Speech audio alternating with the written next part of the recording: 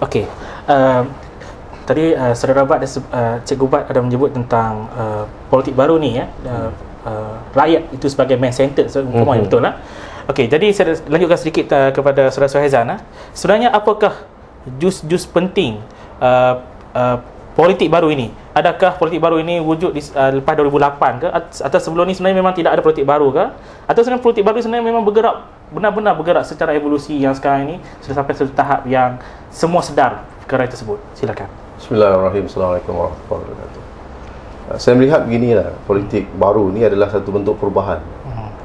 Perubahan ini berlaku sebenarnya agak agresif setelah Pilihan Raya 2008 ini, bulan 3.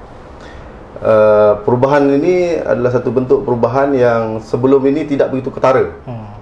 Jadi perubahan ini bila bukan saja berlaku pada Pilihan Raya itu, tetapi pilihan raya seterusnya di Pematang Pauh, Kuala Terengganu, dan juga di yang terkini adalah Bukit Gantang. Ini perubahan ini. Jadi perubahan ini dikenali sebagai politik baru. Asas kepada perubahan ini kerana peringkat awalnya ada 3 perkara yang saya lihat. Satu adalah usaha secara ataupun mesej rakyat secara lebih terbuka untuk menentang Barisan Nasional. Kerana Barisan Nasional telah melakukan banyak perkara yang tidak elok pada rakyat, dari segi salah guna kuasa, penyelewengan, rasuah, tidak mementingkan rakyat, mementingkan kroni dan sebagainya. Jadi dengan itu, keadaan ini menyebabkan rakyat jadi fed up dan mereka perlukan satu perubahan. Satu. Yang kedua, dari segi menolak satu politik perkauman kan, ya. Politik lama mereka lebih asaskan kepada perkauman ini.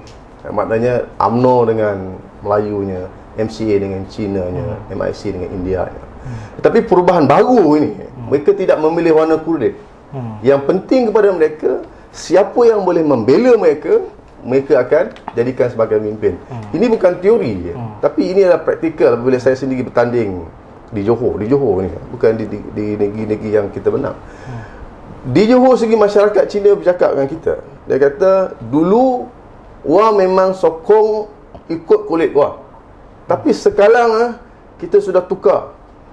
Melayu ke, Cina ke, India tidak penting. Yang penting adalah pemimpin boleh membela mereka. Ini pernyataan daripada orang Cina dan orang India sendiri. Ini sebelum ini tidak berlaku keadaan ini. Keadaan sebelum ini mereka terkongkong dengan pahaman perkauman mereka saja. Kalau di situ seorang yang baik, pemimpin yang baik, tetapi mungkin bukan kaum dia tak pilih. Ini satu bentuk pemikiran yang baru. Yang seterusnya adalah memilih calon yang betul-betul berpotensi. Dulu sebahagian daripada pengundi ini memilih simbol saja. Mereka maknanya kalau ada calon yang baik pun mereka tak pilih. Yang penting adalah Barisan Nasional. Tapi sekarang ni perubahan-perubahan ini agak baik. Mereka tidak pilih itu. Mereka pilih yang sebenarnya yang layak, yang sepatutnya mereka pilih.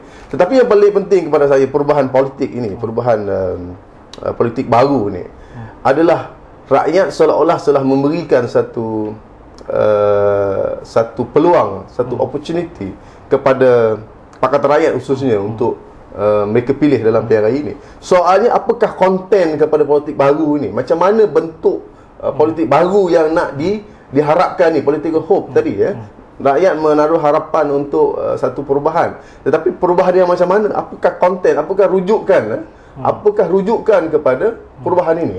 Bagaimana pula tentang undi Melayu yang jatuh saya baca dalam beberapa analisis 3% tu. Adakah ini bermakna orang Melayu tidak menerima sebenarnya perubahan ini tidak termasuk pengundi Melayu itu sendiri? Saya kira gini, dia ada sikon dia, maknanya priority dia, maknanya keturutan ni. Perubahan ini mula-mula banyaknya dengan orang Cina, betul orang Melayu, betul orang India. Tetapi 3% yang dilihat tadi itu bukan menggambarkan, saya kira bukan tidak adil kalau kita katakan itu sebagai mereka tidak menerima perubahan. Kerana 3% di Bukit Gantang ini atau 3 atau 4% penurunan ini adalah kerana masa itu adalah pilihan raya kecil, dengan isu-isu yang dianggap masih diguna pakai oleh UMNO, walaupun sepatutnya UMNO dah berubah. Tapi UMNO masih menggunakan isu perkauman sebagai contoh Niza ni sebagai boneka kepada DAP dan sebagainya. Kepada saya sedikit sebanyak di situ orang Melayu ada terpengaruh lah. Perubahan ini sebahagian orang Melayu pun terlibat juga, tapi ada sebahagian orang Melayu yang tidak berubah. Barangkali sedikit di situ menyebabkan penurunan ini berlaku. Tetapi kepada saya, kalau Pakatan Rakyat boleh menampilkan satu politik baru, konten yang lebih baik, yang lebih sempurna kepada rakyat, saya kira orang Melayu pun boleh berubah. Tidak satu pernyataan yang tuntas ni, apa sebenarnya konten yang perlu ada dalam politik baru Malaysia? Pada saya yang penting, kita kena melihat Islam itu sendiri. Sebab Islam itu universal. Dan Islam itu adalah agama majoriti orang Islam. Agama majoriti rakyat Malaysia, rakyat negara ini. Jadi sepatutnya Islam itu dilihat sebagai konten yang terbaik lah kepada kita. Terima kasih. Saya nak pergi kepada Tuan. Tadi Tuan dah mengatakan bahawa politik baru ini yang memberikan peranan, yang memberikan warna kepada politik baru ini adalah media, khususnya media blog dan sebagainya. Tetapi ada pandangan juga mengatakan bahawa media-media dalam konteks wilayah sama ada Bukit Gantang, Patang Ai ataupun Bukit Selambau ini seolah-olah tidak berlaku pertembungan antara buku dan ruas, ataupun boleh kita sebut sebagai media dalam mazhab politik lama dengan media dalam mazhab politik baru. Tuan sendiri melihat bagaimana? Pertamanya kita kena lihat bahawa media ini berkesan sejauh mana mereka dapat dijangkaui oleh sasaran dia. Misalnya media baru yang dibawa, yang nak membentuk politik baru ini, internet dan sebagainya, sejauh mana dia pergi ke kawasan Bukit Gantang misalnya. Mereka tak masuk ke kampung-kampung di Terong. Sebab itulah di Terong lah PAS ataupun orang yang menyokong politik baru ni, undinya tidak tinggi. Dan boleh jadi apa yang dikatakan 3% turun itu kerana mereka dipengaruhi oleh politik lama, media-media lama, TV, RTM1, Utusan Malaysia. Mereka bila buka TV, mereka akan buka RTM1, TV3. Mereka tak buka Astro Awani, mereka tak buka Al Jazeera. Kerana inilah kongkongan daripada politik lama. Tetapi mereka yang dipengaruhi oleh politik baru ni, mereka yang akses kepada media-media baru ini. Sebab itu kalau kita tengok di di mana PAS menang banyak dalam wilayah tersebut, di pekan-pekan, pekan Cakap Jeringnya, Kuala Sepetangnya, kawasan orang Cina yang agak moden sedikit. Tetapi kalah banyak di pendalaman pada Bukit Gantang sendiri, di Dong Terong itu, yang PAS kalah lebih daripada 900 undi itu. Tuan, apa topik utama yang menjadi dasar ataupun isu utama yang dimainkan oleh media lama dan media baru? Silakan. Media lama tetap memainkan isu perkauman. Itu adalah taktik negatif, negatif campaign. Bagi saya itu adalah track lemak.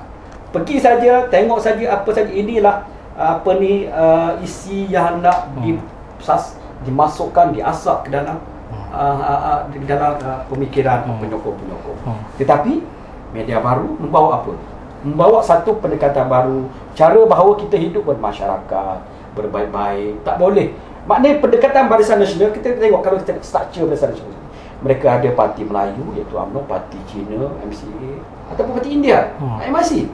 Maknanya orang UMNO menganggap bahawa masalah India hendaklah dihandle oleh MRC. Masalah Cina hendaklah dihandle oleh MCA. Masalah Melayu hendaklah dihandle oleh orang Melayu. Tetapi pendekatan politik baru yang dibawa oleh Pakatan Rakyat berbeza. Kalau kita tengok PAS, mereka tidak kendalikan Melayu sahaja dalam konteks ini. Niza sangat popular di kalangan orang Cina.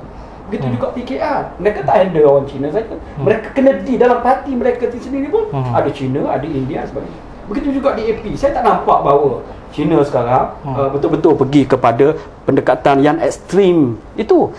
Saya tertarik dengan satu tulisan yang dibuat oleh Wan Saiful Wan Jan, kalau tak silap saya, pengarah Malaysia Research di London, yang berkata bahawa pendekatan politik moden sekarang adalah semuanya bergerak ke arah ke tengah.